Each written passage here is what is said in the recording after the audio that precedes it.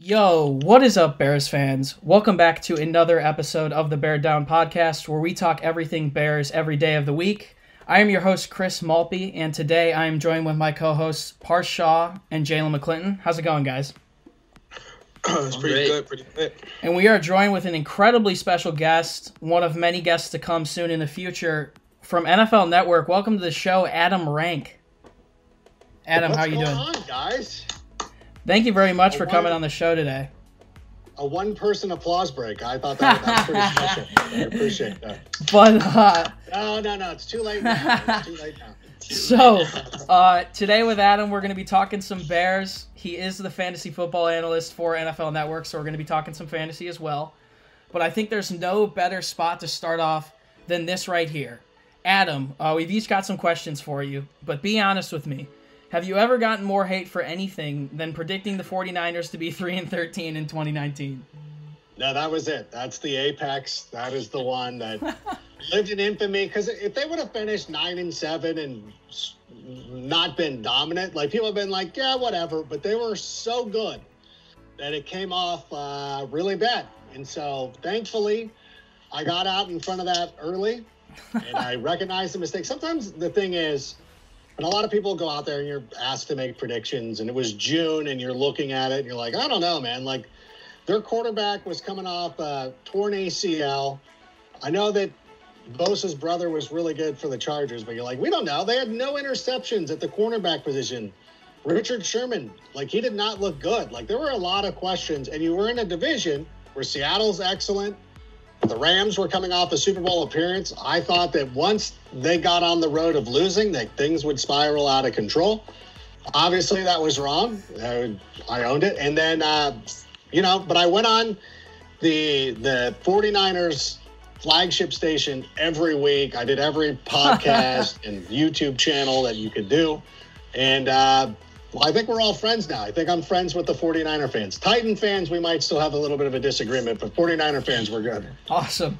All right, Parth, you want to ask your first question?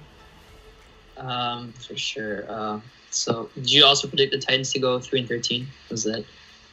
Listen, they finished 9-7. They were not that I know. good.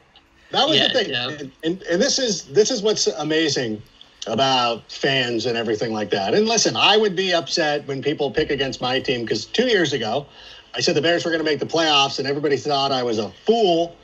And then I did victory laps forever all around those. Oh. Am I cutting out? Oh, no, you're good now. Just a little bit. Perfect now. Okay, sorry about that. I know, I'm just working on getting my new mic set up too, so hopefully No worries. at some point. But with the Titans, and I don't know if you'll edit this out or whatever you'll do, but the funny thing with them is that I said that Marcus Mariota was not going to be a good quarterback, and he wasn't. Nailed that And one. that they were going to struggle. What's that? You said you nailed that one for sure. Oh, sorry. Okay, sorry. Yeah. So, like, Mariota, they were going to struggle. And then they started. So, when I made that prediction, all the Titan fans came out like, you're a joke. Like, what are you doing? You have no idea what's going on. And then they were 2-4, and they're all like, okay, yeah, you were probably right. We'll probably win more than 3 games, but we get it now. And then when they went on their winning streak, they turned back into being jerks. And they're like, oh, you're a fool. And then, of course, they make the run to the AFC Championship game because they were fortunate to catch the Patriots when they did. They caught the Ravens, but then they were shown by the Chiefs that they were not that good of a team. And so, yes, they're the ones where I'm like, look, my guesstimation was kind of spot on. Yeah. If I would have came out and said, like, hey, Ryan Tannehill is going to be the second coming of Joe Montana. Okay, you guys have no idea who Joe Montana is. He's going to come out as the second coming of Peyton Manning. You guys would have been like, oh, you're an idiot. That doesn't make any sense. So we'll see what happens this year. We'll see if there's any regression with Tannehill, if he comes back to being the guy that we all know and love, or if this really was something special. Absolutely. Parth, you got one? Yeah. How big is the Robert Quinn acquisition to you? I really like that deal. You know what? I like Leonard Floyd. I feel like he's a good football player. I think that he should have a spot on a roster. The unfortunate part of it is that he's 8th, 9th overall selection in a draft. Doesn't get to the quarterback enough. And for the amount of money that they're going to pay him, you need somebody who can put some pressure on the quarterback. And that's exactly what Bobby Quinn is going to do. And he was in a contract year for the Cowboys, so there is something about that. But at the same time, when you're on a team that has Akeem Hicks coming back healthy, Khalil Mack, I think that Robbie Quinn could actually end up having one of his best seasons. As long as, if he's motivated, ready to go, I think that he's going to be really good. And I hate to disagree with Brian Urlacher, who did not like the deal, but I think this is going to end up being pretty good for us. Absolutely. And you can't triple team both of them. Yeah. Mack on the other side. So, Jaylen, what do you got? So since you're, a fantasy football expert and you're also a Bears fan, who do you think, or who do you expect, which Bears player do you expect to break out in fantasy for 2020? Well, Allen Robinson is obviously one of the best players in fantasy right now. I still believe in David Montgomery. I'm curious to see if they're going to bring in, what they're going to do in the draft, if they're going to draft another running back, if they're going to find somebody on the secondary market, because I think of somebody like Royce Freeman could end up getting released because the Broncos put all that equity into Melvin Gordon and they have Phillip Lindsay, who they need to extend. So there could be some other guys here in the secondary market that they pick up. I still, though, believe that if this offensive line gets settled, the new coaching staff can get that squared away, that David Montgomery could actually make a leap. Like, if you go back, and I'm sure we've all watched the film, like, he's a good player. Like, he does things that are great. And you're like, you know what? But the block was missed here. This was not correct here. So a lot of that stuff could get fixed. So I like him a lot, and I also like Anthony Miller. I thought last year he showed some flashes, and this is really the time for him to step up. This is really the point of his career where he needs to take that step forward. And we've seen other players not in a similar situation. I don't want to put him onto a same level of like Chris Godwin or somebody like that, but this is the time. This is usually when receivers make their big moves. So I'm anticipating a big season out of Anthony Miller too. Absolutely. So heading into the next one, we talked about this a bit before we hopped on air here. Obviously, going into free agency, it kind of became apparent that the Bears were going to look to bring in a quarterback to who knows what's going to happen with Mitch. I don't even want to talk about it at this point.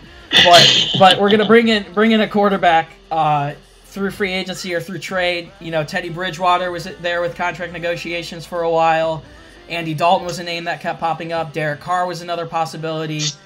Cam Newton, a lot of people wanted in Chicago, I know. But it ended up being Nick Foles for a fourth-round compensatory pick. What was your reaction to that trade, and who do you think gets the start week 1? I kind of like it. I think it is one of the best situations. I thought, and I know that Trubisky Nation is on here with us, so I apologize. I'm not dogging Mitch by any stretch of the imagination, but the one thing that I really thought, looking at the quarterbacks who are going to be available, I think Andy Dalton would have brought in some risk and a high contract. I feel that Derek Carr was never going to happen because the Raiders were going to stick with him. Like, I know that it was fun to pretend, and I know his brother, David, a little bit. Actually, I'm friends with him, obviously. Yeah. I knew he was never going to move on, and so I always just kind of played into it because I knew Derek was always joking around with it. So I'm like, well, if he's having fun with it, I'm going to have fun with it too.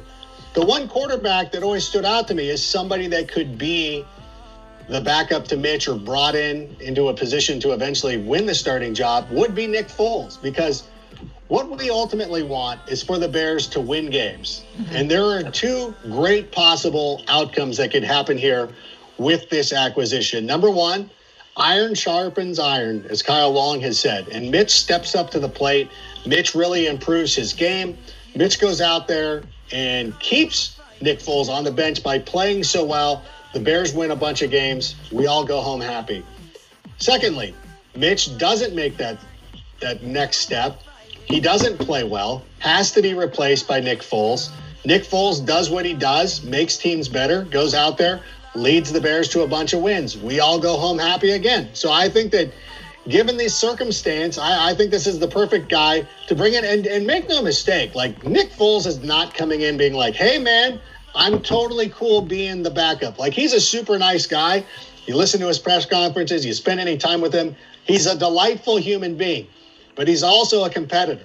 Yeah. He's going to try his hardest to be the starting quarterback for the Bears, and that only will make everybody better. So I think that as long as they make a definitive choice We know exactly who's going to be the quarterback starting week 1. Whoever it is, whoever ends up winning that job, give him the opportunity to go out and prove himself, and let's go out and see what happens. Who do you think will get that job? I gotta believe, given the way that our society is working right now, that it might be a great opportunity for Nick Foles, who has familiarity with this coaching staff. They have a history with him in Philadelphia, in Kansas City. He can come in and run this offense immediately. Mitch needed another full offseason, which is the unfortunate part. I mean, I know this would never happen because he's a first-round quarterback, but I would love to see the day where you have a quarterback like Mitch and you're like, hey, bro, you got to go play in the XFL. And not in a bad way, but you need to play more football. And that's what Mitch needs. And he needs a full offseason workout. He was a starter at North Carolina for just one season. There just wasn't a lot of football there, which was always one of the things that I thought going into that draft. Why, if they were going to pick a quarterback, I wish they would have picked Deshaun Watson, because he was a starter forever. And Mitch was always going to be some sort of a project.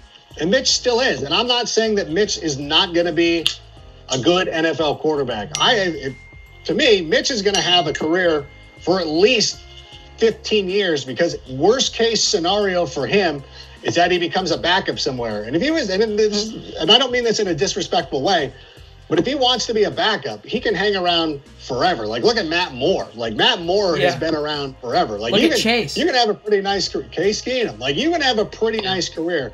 And because Mitch is a good guy and he's a good teammate and everybody loves him, he's going to have a job in the NFL.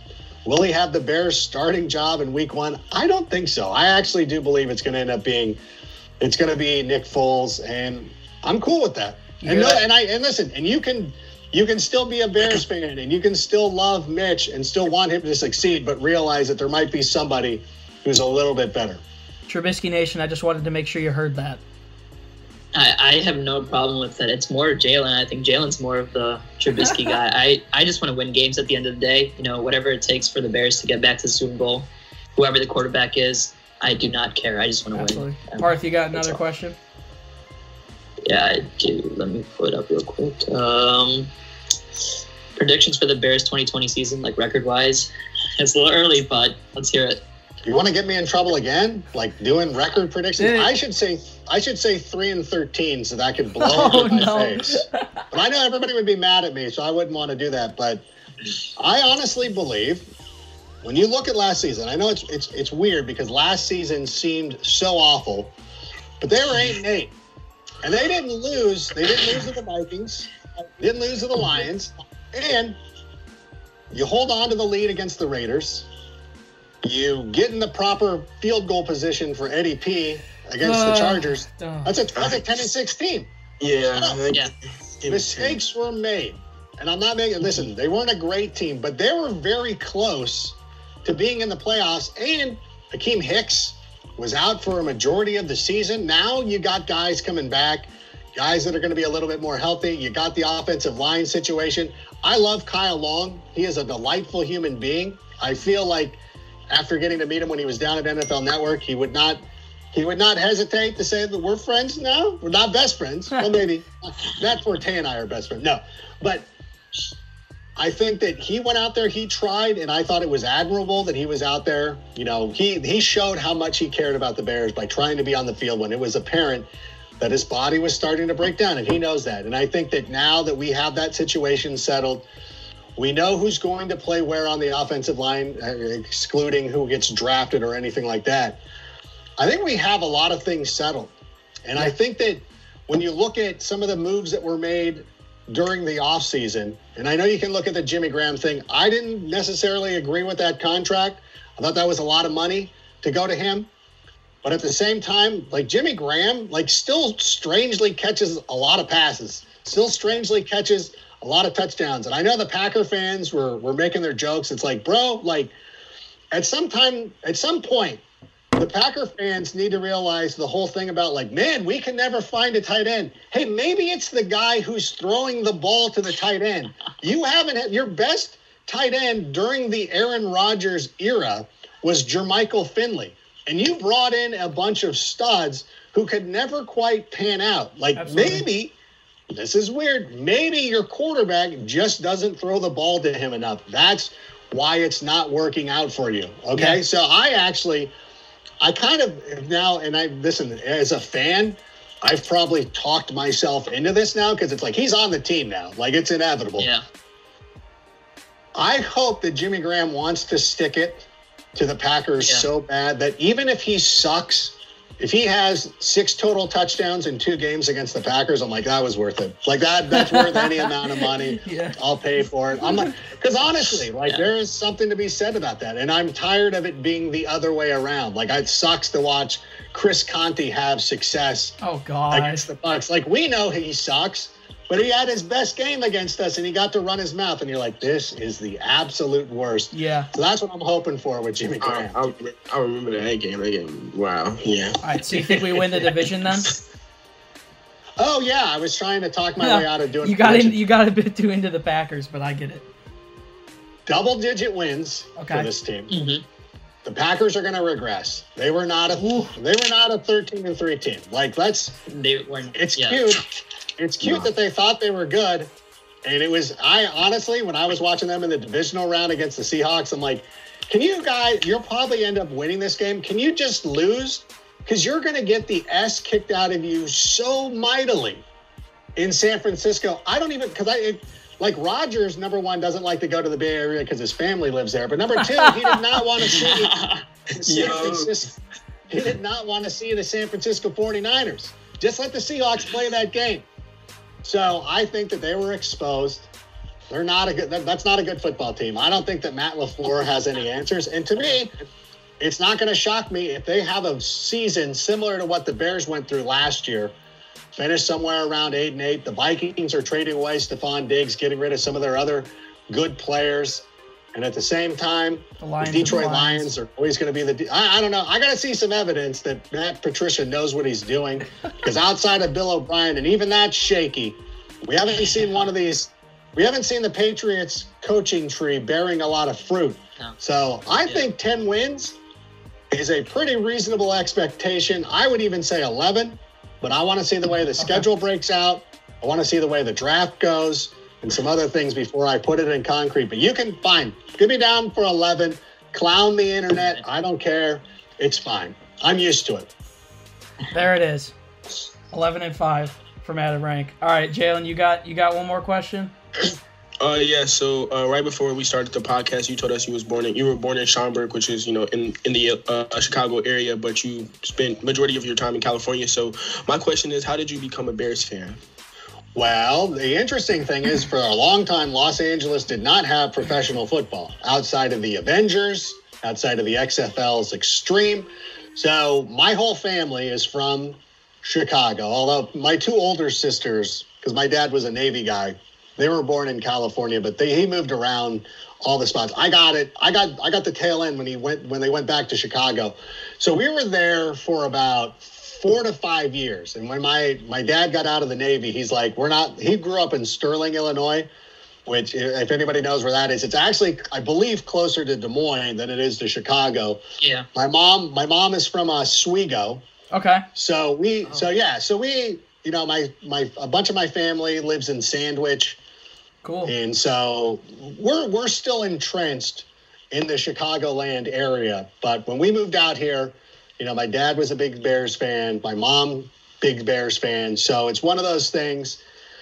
It's kind of in your blood. And when the Rams and Raiders left, when the Rams especially left, I'm like, fine, I will follow the Bears as the family tradition. And I give it now to my children that even though the Rams are back and there's the Chargers, my wife is actually Phillip Rivers' cousin. And so there was some Chargers things happening there. But now that he's in Indianapolis, all bets are off the table. So I think I've got them solidly as Bears fans now. Awesome. Following in the tradition of my parents and my grandparents and everything like that. I think we finally got rid of all the White Sox people. They're still kind of running around. There's still some fringes of them somewhere that still love to go to Comiskey. But Parth is I'm still a White Sox guy. Yeah. Oh. Yeah, it's unfortunate. You know what I will tell you? this is one because I always had I had an uncle who would always swear that the old Comiskey Park, which you obviously have never been to, the old Comiskey Park was actually better than Wrigley as a ballpark. And if they would have gone through the trouble of refurbishing it as they've done to Wrigley, like that would probably be the preeminent. He said it was better than Fenway. It's like it was better than. I mean, he's a White Sox fan, so of course he's going to say this stuff. But he was like, no, it was really cool. He's like, the upper deck was right there, and he's like, the concourses were small, but you know, it's Chicago. We're friendly people, so it was one of those things. Absolutely. So sorry about that. Sorry you never got to experience that. So you attended Cal State Fullerton, and I read that for a while when you were in high school, to find out about sports, you used to email a lot of sports columnists. Obviously, it seems like you had a dream of getting into sports media at a young age, and I talked to you before we hopped on the show about all of us, everyone behind the scenes, everyone that writes on our website, edits, does social media for us. We're all college or younger kids, so I just wanted to ask, what advice do you have for young kids looking to one day work in sports media? I think you guys are doing it. This is exactly what I'm proud of you guys for taking this initiative and doing everything that you can. I was a little bit like I did not quite come up in the YouTube age and all that stuff, where it would have been great because in college I would have been doing the same thing. But for me, the way to interact with people, we didn't have Twitter, so you couldn't tweet at somebody. You had to email. You had to go to the physical, and they would know exactly who you are, and they could probably look you up and do whatever if you were too mean. But I was, this is why I never get upset when people come after me for my 49ers prediction or a Titans prediction or anything like that. It's like I was doing the same thing. Like I was the guy like, how did you get a job in sports? Like, you know nothing. And now it's coming home to roost. So it's like, you know what? It's the circle of life. And I know at some point you guys will be sitting there and younger kids will be doing stuff. And hey, how do I get to be where you are? And it's just, I think that the number one thing to do is just keep at it. Because anybody who likes sports would love to do it. Like I would love to do it. Like a lot of people love to do podcasts. People would love to be on the radio. They'd love to be on television and all that stuff. But it really comes down to who is willing to put in the work and keep it going. I don't think that I'm more talented than a lot of people. There's guys I went to school with who are better than me. There are guys at other places who are much better than me. But who is going to be the guy who's willing to work for a minor league baseball team for $9,000 a year, or who's willing to go cover high school water polo for $40 and do that stuff? Like it's not like you like Matthew Berry did not walk into ESPN and become who he is, the most prominent name in fantasy sports. He had to work for that. Like He did a bunch of odd jobs. Look at his story. Look at Brad Evans' story and everybody else. So it's just a matter of going out there and continuing to create relationships, networking, being accountable for what you do. Like, be a good person. Like, that's a huge part of it too. Like, that's the whole thing. Like, I never really get mad at people when they're upset at me, and I try not to come off like, I mean, sometimes I'm sarcastic, so maybe like it could come off poorly, but I'm literally like, it's totally cool. I just feel like if you're accountable and you're transparent and all that stuff, then eventually you're going to get to a spot that you want to be in, whether it's working for the NFL Network or ESPN or whatever it is. I was talking to a kid he's a high school kid out here in Southern California. He was a high school quarterback for a big program. And I asked him, I said, what is the success for you? Like, there's a lot of successful people. Like, one of my friends does morning TV in Texas. He worked with Marcus Dunk. You might have remembered him from Fantasy Live one season. But he went out, like, he's super happy with what he does. Like, he gets to do what he loves. There's so many different ways to do this. And you could work locally or nationally. It doesn't matter. It's just as long as you continue to work and continue to grind and do all that stuff, then it's going to pay off eventually. You just have to have patience, be a good person, network, and all that stuff. And that is the biggest advice I can give to people. And also just don't go away. Like, it'll happen. Like, it'll happen. I'm proof of it. It's not happening. It didn't happen when I was 20, but it eventually happened for me. So just keep after it. Absolutely. Thank you very much for the compliment. We appreciate it. Parth, do you have anything else? It's great. Like, I love I know I follow the Trubisky Nation on Instagram and everything, and I love it. I think it's great. And there's so many avenues for you guys, too. Like, I get a little jealous. Like, I'm like, damn it. Like, I wish, like, part of me, like, I'm kind of glad I didn't have Instagram and Twitter when I was in college. But at the same time, you're like, these are great avenues to get out there and have your voice heard. Absolutely. Do you guys have any more questions? Either you guys? Yeah, I was wondering who your favorite player of all time was, like Bears' favorite player. It's on my Instagram. No, it is Walter Payton, and it's one of those things. Like I remember, I sort of remember him as a player. You know what I'm saying? Like I just know because my dad was so into him. Like my dad was a huge Walter Payton fan. It's one of those things that it just kind of carries over. And like I remember, like there's photos of me as a little kid wearing Payton jerseys. So you guys are way more talented than me already. Like I can't do all this stuff. I'm trying to hook up a microphone to avoid situations like this, and I'm not doing well. Yeah, fortunately, a year in media honors program teaches you how to use Audacity well enough, I guess. So that's another good thing too. I should point out is if you know how, like, again, you guys are killing it because you can do everything. I'm very limited, so when you have the ability to do everything, like I take time when we have like downtime on the set or anything like that. Talking to the camera operators, like, how does this work? How do you do this? Like messing around with stuff, like trying to learn all aspects of the operation too. Because who knows? Like at some point, I might need to know that stuff. You never know. I think it's good to have that skill in your back pocket. Absolutely. So you guys are ahead of it. Like again, I'm mad. I'm mad at all three of you. Awesome. I think we got like one or two more questions for you, Jaylen. You got one? What do you look for the Bears to draft in this year's draft? Like, what positional needs? You know, that was, again, one of the great things about what Ryan Pace did in the offseason. Whether we agreed with the moves or not, he did address every basic need. So now he can go in, he has 2 second-round picks, and can just take the best player available, regardless of position. And this is not going to happen. But, like, if Henry Ruggs fell to the second, he's not. Don't get excited. Yeah. But, like, in a situation like that, you can be like, oh, we'll take that player. Like, we've got all our needs covered. So, depending, like, going with the best player on the board. I was on another Bears podcast yesterday, and we did a mock draft. And this won't happen either, but, like, Jordan Love fell to the second round. And I'm like, that you would definitely draft that player. Like, there's no way, because you don't have to be like, well, we're locked into a tackle here or anything like that. Or if Austin Jackson was available in the second round. So my gut feel is that they'll, with those 2 second-round picks and not locking them into a position, is that they address the offensive line. They take a great offensive lineman there, and then probably another, if not a linebacker, but some sort of pass rusher. I could see somebody falling to them. So there's a lot of opportunity. I mean, again, they're not going to be hemmed in because they've got everything covered. But I think that when we come out of day 2, we'll have a tackle, we'll have an edge rusher, or we will have moved down and picked up some additional picks and gotten a lineman and maybe a couple of third-rounders or something like that. I also feel like a wide receiver could fall to them with how deep this wide receiver class is. Yeah, like T. Higgins is somebody who you're kind of like, oh, like if he fell, like that wouldn't be the weirdest thing to me. Mm-hmm.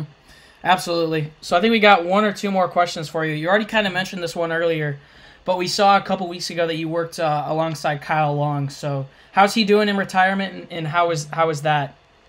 He's crushing it. Yeah, he's having a good time, and he was a delight.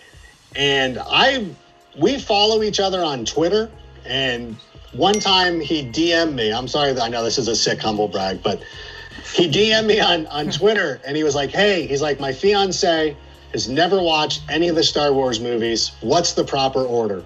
So I was like, oh, you go 4, 5, 1, 2, 3, 6, 7, 8, 9, or you can start with Rogue One or whatever you want to do. But I was his de facto Star Wars guy. So I'm like, oh, that's really cool. I'm like, oh, that's nice of him. And so he was coming to the NFL Network, and I'm like, oh, cool. So like a stalker, I'm going to try to run into him or what, be visible.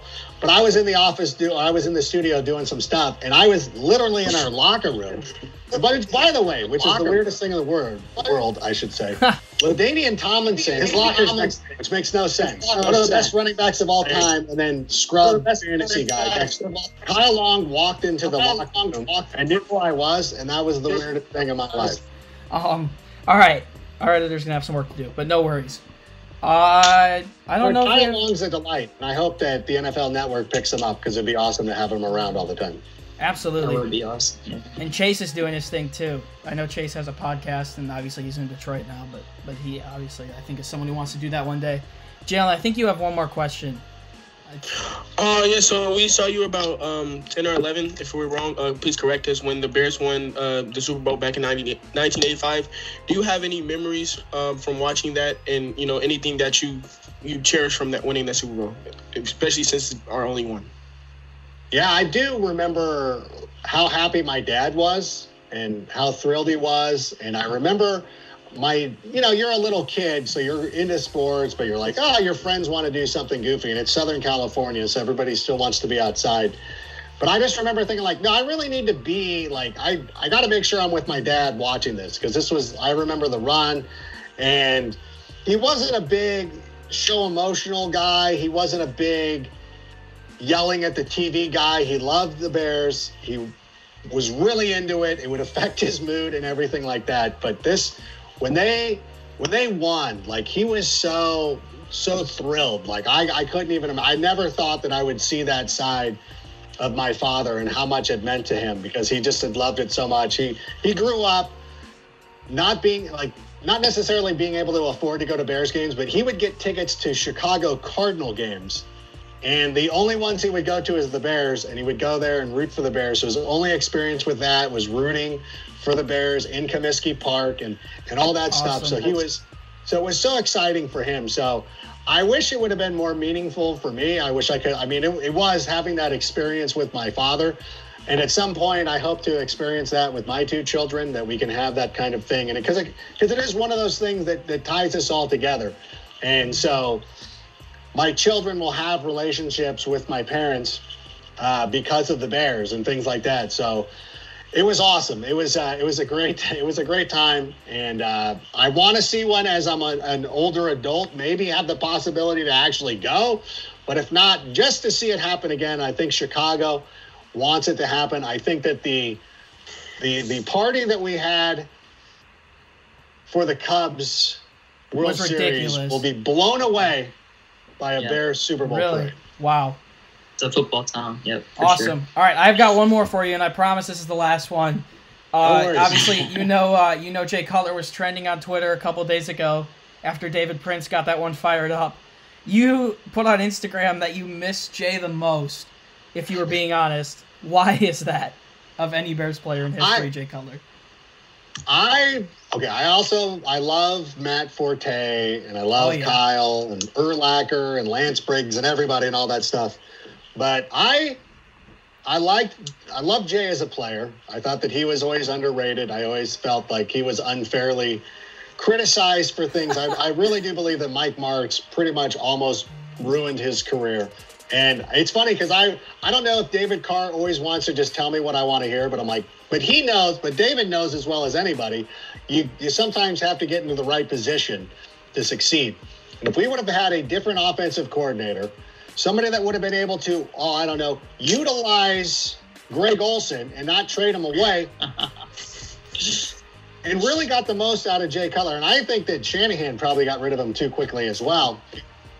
But if they really would have taken advantage of him and his skill set, that it could have been something special. So I got a soft spot for him, and now he's awesome on his wife's reality TV It's crazy, dude. Before I end this one off, I would like to ask the other two co-hosts, who is your most missed Bears player? My most missed Bears player? I'll have to go with I would have to go with Alshon. I was a big fan of Alshon. I was kind of sad when the Bears didn't re-sign him, but I kind of seen it coming. We were going on a rebuild, but that would probably be my most missed Bears fan. My second would probably be Devin Hester. I didn't really get to watch Devin Hester in his prime years. I was very young when he won the first Super Bowl. The Super Bowl we went to against Peyton Manning. I was very young when that happened, so I really didn't get to experience him when he was in his prime. But that would probably be my second missed Bears player. Parth. I'll have to go with Brian Urlacher. He's like my first Bears jersey. I grew up watching Brian Urlacher. Like, he was like my favorite player back then. I still to this day wear his jersey. It doesn't fit me anymore, but I'll still put it on. It's just something great to have. And he was just a great guy, a great player. I actually met him once. He's a great person overall, too. So. Absolutely. This one's a really easy one for me. One of the most grueling injuries I've seen in years, too. I'm going to have to go with Johnny Knox. Definitely an underrated one that a lot of us for sure miss. Well, Adam, thank you very much for coming on the show. We appreciate it a lot. No, thank you so much for having me, and let's do this again sometime. Once again, we would like to thank Adam for joining the show. If you'd like to check out his podcast, you can go check out the Adam Rank podcast that is on Apple Podcasts and YouTube. You can also follow him on Instagram and Twitter. He posts some great content on there at Adam Rank NFL. You can also catch him on the NFL Network on a weekly basis. He does a ton of stuff on there. And finally, if you want to read some of his articles, be sure to check out NFL.com/rank. That is pretty much it for this one, guys. Thank you for tuning in. If you would like to check out more content, please do me a favor and go check out our website, beardown.com.